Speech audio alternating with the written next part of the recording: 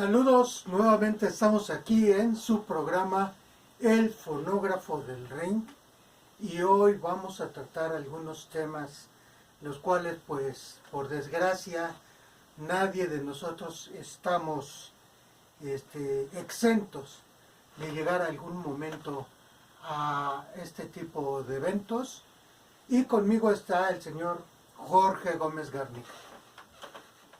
Muy buenos días, espero se encuentren bien.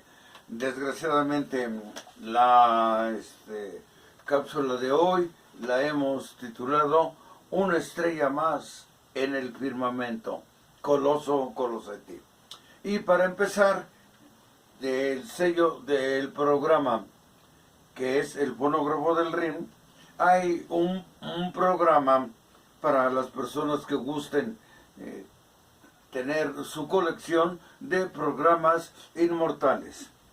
Este programa se celebró el 1 de julio de 1934 en la ciudad de Guadalajara, Jalisco.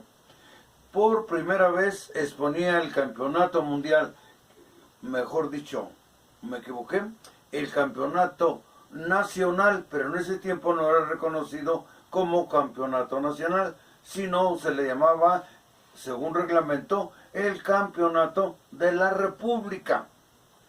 El primer campeón fue en peso welter, nuestro gran luchador, que fue parte de una dinastía, Mario Núñez.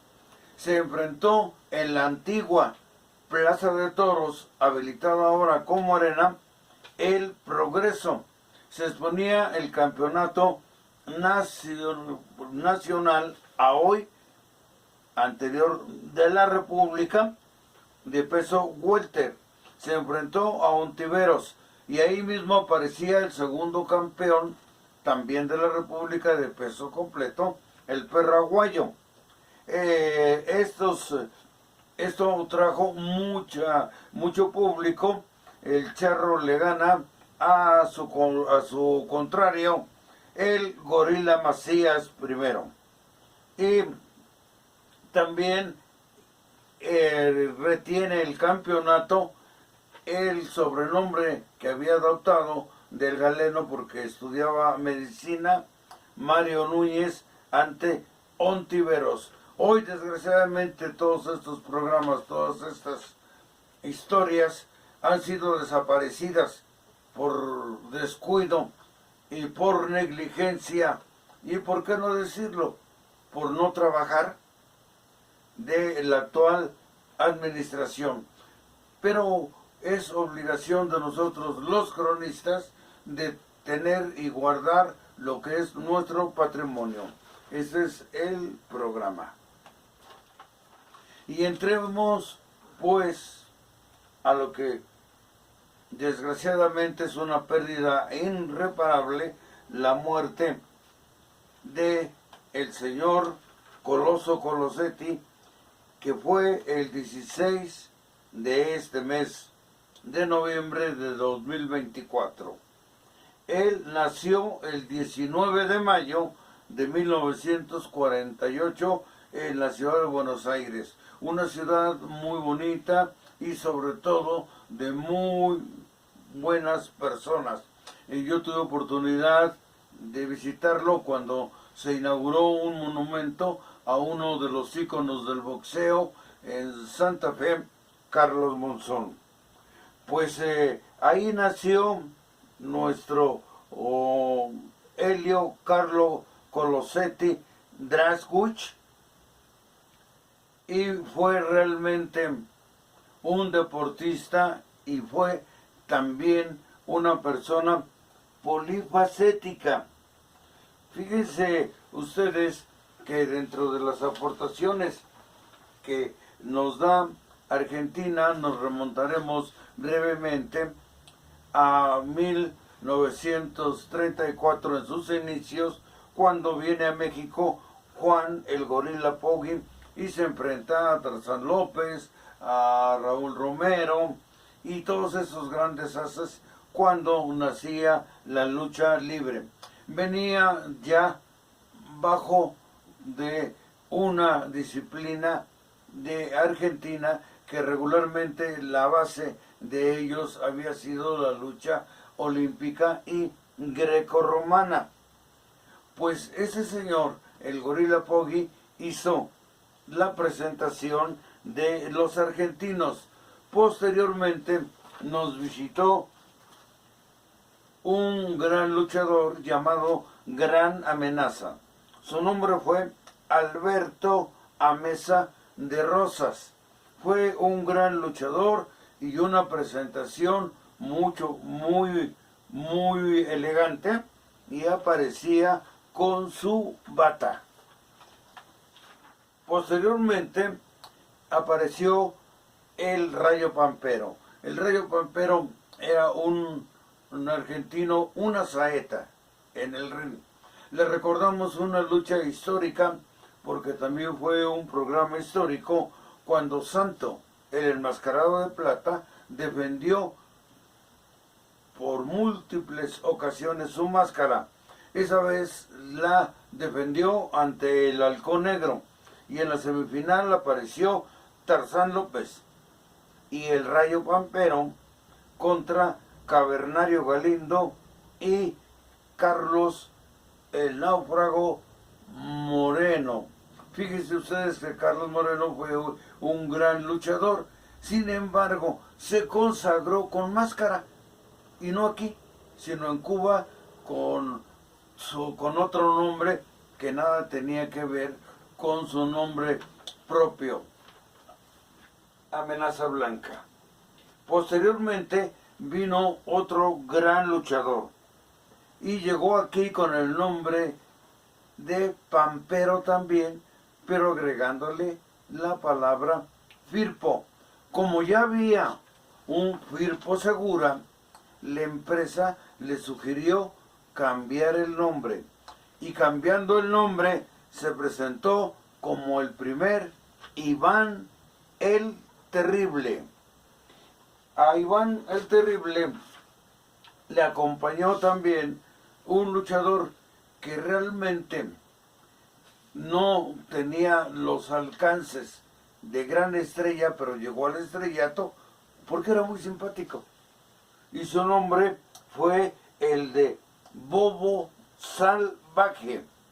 Y no podemos dejar de mencionar también a un réfere, el réfere Pepe Gacé, pulcro, muy elegante, que practicó aquí, se hizo aquí en México como tercero en el cuadrilátero. Posteriormente, él se fue a Monterrey, abrió un negocio en donde falleció. Pues volviendo con nuestro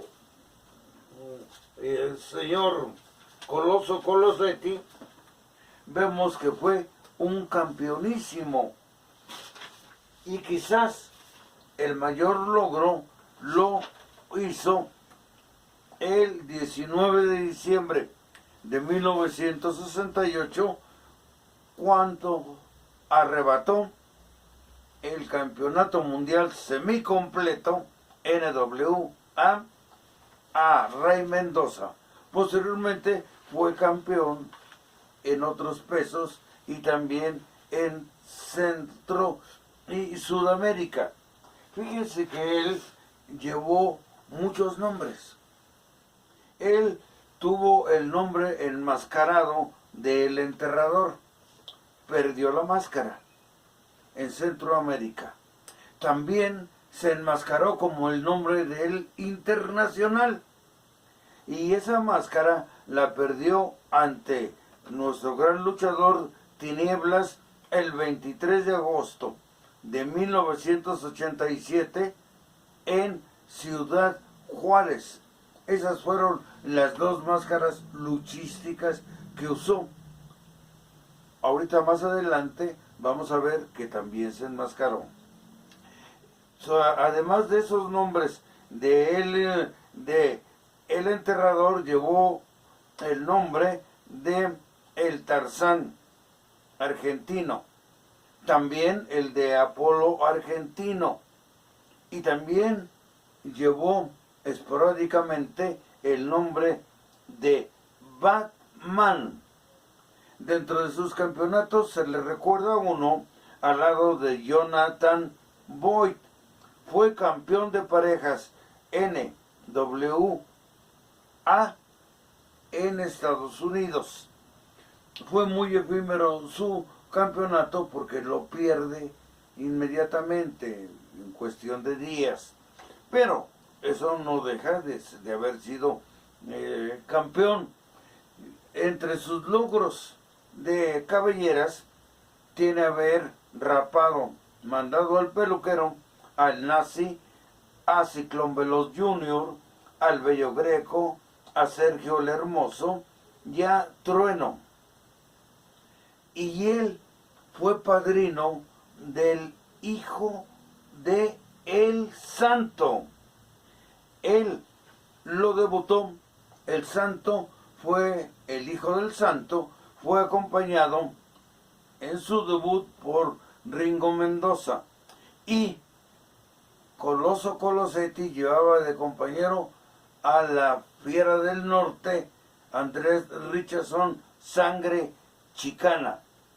Actualmente el hijo del Santo recuerda con gran cariño ese debut. Posteriormente hizo una pareja increíble con César Valentino y fueron llamados Los Guerrilleros. César Valentino y él eran difíciles, súper difíciles de vencer. Fue el luchador de moda y en una crónica de el señor prestigiado reportero Mario Payán Ramírez lo saca y dice: Coloso Colosetti solicitado en diferentes lados. Pero fíjense, amigos, que decíamos de las máscaras. Las máscaras luchísticas fueron el Internacional y el Enterrador. Pero en el cine apareció. Y apareció en su primera película, que fueron en los años 60, muy importantes, sobre todo que eran un éxito de taquilla. El título, Los Leones del Ring. Y también en la continuación de esa película, él ahí no aparece enmascarado, que se llamó Los Leones del Ring contra la Cosa Nostra. Pero ahí viene, se enmascaró o lo enmascararon en el cine y aparece por primera vez en la película Leyendas Macabras de la Colonia, al lado de Mil Máscaras. Todas esas películas fueron filmadas en Guatemala, en la antigua Guatemala. Por eso es que su servidor al principio veía las iglesias, como por ejemplo otra película histórica, Los Vampiros de Coyoacán, y decía, bueno, pues ya recorrí toda la delegación y no está esta iglesia o tipo capilla en Coyoacán. Pues ¿cómo lo iba a encontrar si es una iglesia de la antigua zona de Guatemala? Él aparece en las Leyendas Macabras de la Colonia como el fantasma blanco. Y siguieron las películas y su infinidad. Y también fue doble en Hollywood. En Hollywood también luchaba y apareció como doble en escenas peligrosas en algunas de Hollywood. Pero aquí en México siguió filmando. Una de ellas es El triunfo de los campeones justicieros y vuelven los campeones justicieros. Completaba el trío de héroes de estas películas, el enmascarado Super San. Él fue una gran persona. No podemos dejar por retirado que su gran amigo fue Walt Rubinsky. Y aquí viene lo hermoso de la vida y lo polifacético, además de ser actor de cine, lo que fue Colosso Colosetti, y que lo llevó a la consagración y a tener infinidad de amigos. Entre ellos, las grandes personalidades del sindicato de los ferrocarriles nacionales. Por ahí se estaba escribiendo que vivía en un cuarto alejado y que él estaba como en el olvido. Es cierto, vivió en un cuarto, pero también es cierto que siempre tuvo amigos. Iba a comer e inclusive tuve oportunidad de estar con él en varios eventos de los ferrocarriles, en el Deportivo de los Ferrocarriles, en el sindicato, en el teatro, y siempre estuvo rodeado de amigos. Inclusive él mismo organizaba unos desayunos en un restaurante cerca de la Arena México. Siempre se hacía presente, siempre estuvo rodeado de amigos. Concuerdo y estoy certificando que sí vivía en un cuarto apartado, pero nunca estuvo solo. Con Walt Rubinsky, él cantaba en el Rincón Gaucho y cantaba tango, pero lo más impresionante era la declamación. Era un excelente declamador.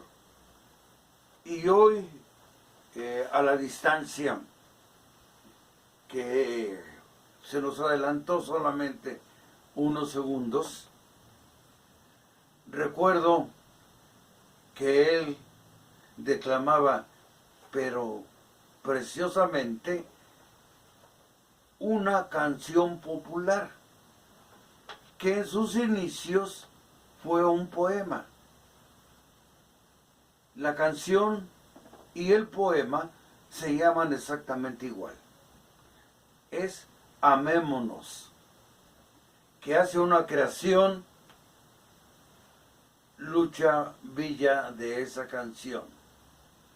Hoy a la distancia me parece recordar que en una de las frases dice: sin ver a Dios se siente su presencia.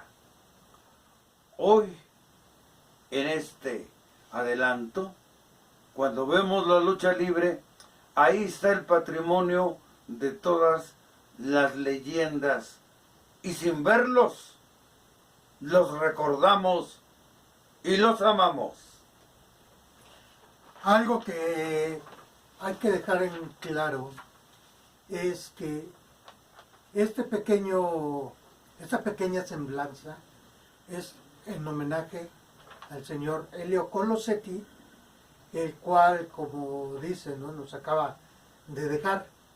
Pero también es cierto que esto nos recuerda que nosotros, como luchadores, estoy hablando, debemos de tener un archivo histórico, tanto como hay algunas revistas que ya no existen y otras que sí existen, que tienen su archivo, como en la comisión, como en el gobierno, porque hay una ley que le pide y le exige, porque es una ley, que la comisión dé su reporte de todo y cada una de las cosas que acontecen dentro de la lucha libre mensualmente. Por desgracia, pues si nosotros fuéramos a la comisión a pedir informes de la vida de Elio Colosetti, no tienen nada, no conocen nada. Les podrán a lo mejor platicar en una entrevista lo que vivieron con él, lo que tuvieron.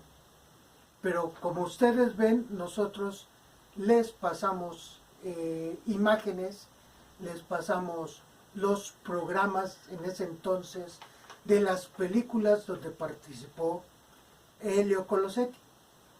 ¿Eso qué quiere decir? Que se cuenta con un archivo, y si no con un archivo, con una investigación de la vida, ahora sí que vida y obra, del gran Elio Colosetti. Cosa que por desgracia, muchos que se dicen historiadores no hacen esta investigación. O muchos que deberían de tener esta información no la tienen porque la perdieron. Y estamos hablando tanto de revistas, de reporteros, estamos hablando de la comisión, que son los encargados de crear esta historia de la lucha libre. Es una lástima que ahora sí que en un archivo particular haya más información que en la misma comisión, que en la misma historia de la Ciudad de México. ¿Por qué? Porque el gobierno no exige esa información, por lo cual la Comisión de Lucha Libre no genera esa información. Entonces, como luchadores, nosotros se puede decir que no existimos, porque si no fuera por los medios de ese entonces, que fueron los periódicos, los programas, los cronistas, no hubiéramos podido hablar de la vida y obra de Elio Colosetti. Esto es para todos aquellos, porque hay mucha gente que le gusta conservar la historia de la lucha libre, ¿sí? Y a toda esa gente que tiene la información, le pediríamos que a lo mejor ya no que la comparta, sino que la saque a flote en el momento que, como hoy ya no está Elio Colosetti, para que vean que no fue, pues como dicen muchos que no lo conocieron, pues no lo conocí, no sé quién era, pero él fue uno de los grandes de la historia de la lucha libre. Dar a conocer al nuevo público, a las nuevas generaciones, quiénes fueron esos luchadores que hoy en día no conocen su carrera. Bueno, nada más para agregar, es cierto que el objetivo de la comisión en primera instancia es precisamente respetar los reglamentos y también cuidar los intereses del público y también los del luchador. En la gestión del señor Stoneman se logró que el peleador, en este caso el del boxeador, se hubiera asegurado, y ya estábamos en vías de hacer un convenio para que también fueran los luchadores. Se les dio también una ayuda, 5 boxeadores y 2 luchadores. Los luchadores eran Eddie Palau, que fue referee, desgraciadamente había perdido una pierna, y el señor profesor Rafael Salamanca. Además de eso, de un seguro de vida que cubría también los gastos funerales. Eso fue un extra porque fue un humanista, el señor José Sulaimán, que iba un poco más de lo que eran sus obligaciones. Ahora vemos que lo único que se da en el caso del señor Colosetti es que dice el luchador internacional, el fantasma. Ahí se ve primero el yo el luchador internacional. Fíjense, el fantasma. Y luego, presidente de la comisión. Para él es más importante decir que es un luchador internacional que decir que es el presidente de la comisión. ¿Qué clase de valor humano tiene esta persona que es funcionario, pero que ha dejado de ser funcionario vigente desde hace muchísimos años? Y todavía él sabe que no tiene vigencia su nombramiento, y sí se nombra presidente. Cuando menos fueron 3 o 4 boxeadores, que uno desgraciadamente perdió la vida peleando, los que se utilizó para ese seguro. Pero tuvieron algo de dinero. En esos momentos de apremio, la aseguradora nos hizo favor de darnos un anticipo, con eso se cubrieron los gastos, y posteriormente el resto fue para su familia, para la viuda y también para otras personas que ya habían fallecido. Esto ya no se ha visto. Ya no se ha visto porque la dirigencia de hoy es primero yo que la institución. Y tenemos que valorar que las instituciones siguen y el género humano, nosotros somos los que fallamos o podemos ayudar. Bueno, en este caso, pues no les vamos a dar también todo. Busquen por ahí esta información, que cuando revivieron el sindicato, pongo entre comillas, nacional de luchadores, ellos se comprometieron a que los luchadores que fallecieran, pagarles el sepelio, darles un apoyo. Y eso fue cuando una de las propuestas que hicieron cuando revivieron el sindicato nacional. Chéquenlo, ahí se los dejamos de tarea, y les recordamos que pues la lucha libre, nosotros como luchadores, y generalizo, pues no tienen un archivo histórico. Si no fuera por los medios de comunicación, que por cierto, no hay ningún medio de comunicación que tenga el valor de preguntarle su estado jurídico al presidente, también lo pongo entre comillas, de la comisión. Nosotros en otros programas les hemos dicho que no tiene validez jurídica, que en 20 años no ha tenido un nombramiento oficial, y eso ya les mostramos un documento en el cual el gobierno de la Ciudad de México nos avala eso, que en 20 años no le han solicitado que genere un nombramiento oficial, por eso él no los ha dado. Y toda esa información está aquí, chequen los videos del fonógrafo del ring y se van a dar cuenta de todo eso. Nos despedimos, señor Jorge. Pues les deseo, como siempre, mucha felicidad y un agradecimiento a ustedes y un agradecimiento al señor Coloso Colosetti. Nos dejaste un patrimonio y ese patrimonio nunca será borrado. Nos vemos, hasta la próxima.